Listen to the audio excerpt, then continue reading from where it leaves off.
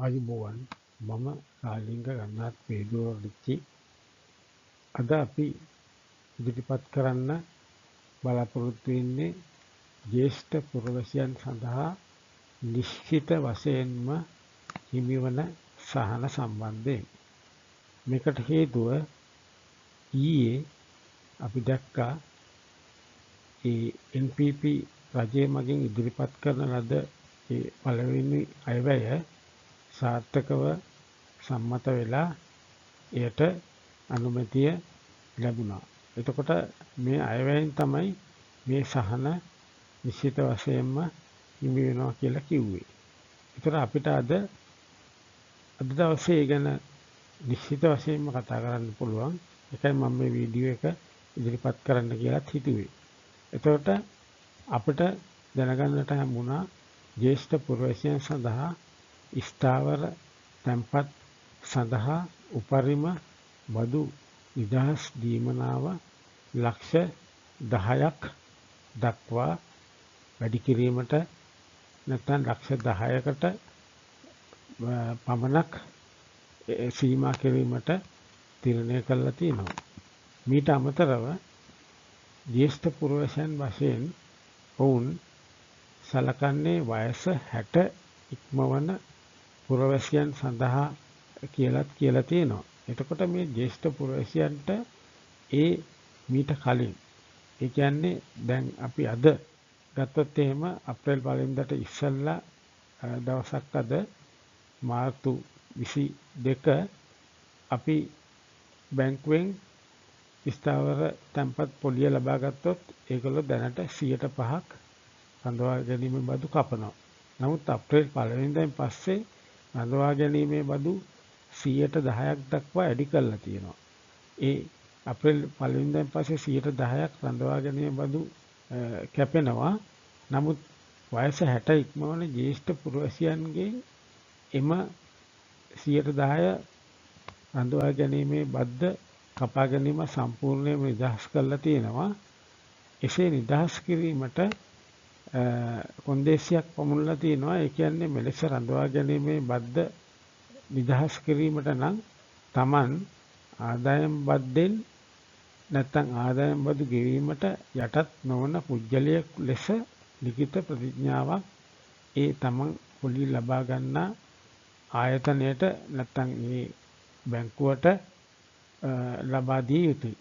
එසේ ලබා දීමේදී ඔහු කියන්නේ ඔහුගේ ආදායම මාසෙකට රුපියල් 1,50,000කට වඩා අඩුයි නැත්නම් වාර්ෂිකව ලක්ෂ 18කට වඩා තමන්ගේ ආදායම අඩුයි කියලා එයා ලිඛිතව ලබා දෙනවා. ඉතින් එහෙම ලබා දෙන්න පුළුවන් මොකද ඔහුගේ ආදායම අඩුයිනේ ඊට වඩා. ඊට පස්සේ මේ ෆික්ස් ඩිපොසිට් වලට නැත්නම් මේ තැන්පතු වලට දෙන පොලි අනුපාතය ඒගොල්ලන්ගේ ඒ කලින් යෝජනා කර පරිදිම දැනට වෙළඳ පොලේ පවතින පොලි අනුපාතයට තවත් 3%ක් එක්කව කරලා සම්පූර්ණ පොලිය ගණනය කරලා පොලිය ගෙවීමට තීරණය කරලා තියෙනවා. එතකොට දැනට වෙළඳ පොලේ පවතින ප්‍රතිශතය දැන් අපි අද ගත්තොත් එහෙම 7%ක් පමණ වෙනවා.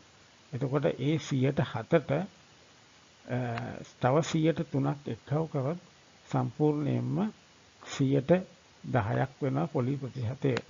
එසේ 10%ක් උනායින් පස්සේ ඕගොල්ලන්ට මේ ස්ක්‍රීන් එකේ දකුණු පැත්තේ පේනවා මේ 10% අපි ස්ථාවර තැන්පත් වටිනාකමෙන් කොපමණක්ද කියලා ගණන් බැලුවොත් වාර්ෂිකව ලැබෙන පොලිය රුපියල් ලක්ෂයක් බවට පේනවා. එතකොට මේ රුපියල් ලක්ෂය හම්බ වෙන්නේ වාර්ෂිකව. එතකොට අපිට ඒක 12න් බෙදුවොත් මාසිකව ඔබ අතට ලැබෙන මුදල රුපියල් 8,333.733ක් හැටියට ගණනය කරලා තියෙනවා. ඒක තමයි ඔබගේ අතට ලැබෙන්නේ.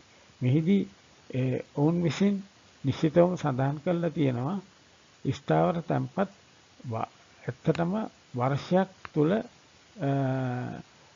වාර්ෂිකව ඒ තැන්පතුව පවත්වාගෙන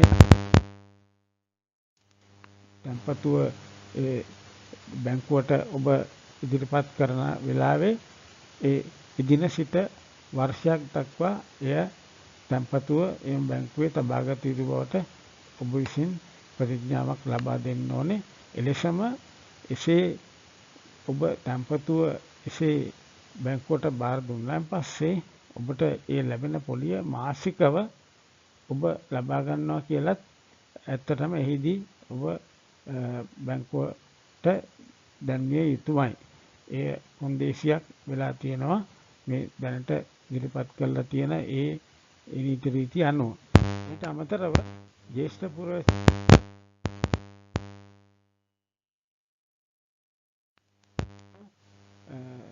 10% ඒ පොලි ප්‍රතිශතය බලාත්මක කිරීමට ඔවුන් බලාපොරොත්තු වෙනවා. ඒ කියන්නේ දැනට 10% කියලා මම ගණනය කරේ. ඒ මාකට් රේට් එක නැත්නම් වෙළඳපොළ වටිනාකම 7%යි. එයට 3%ක් එක්ක වුණාම 10% අපිට ලැබෙනවා.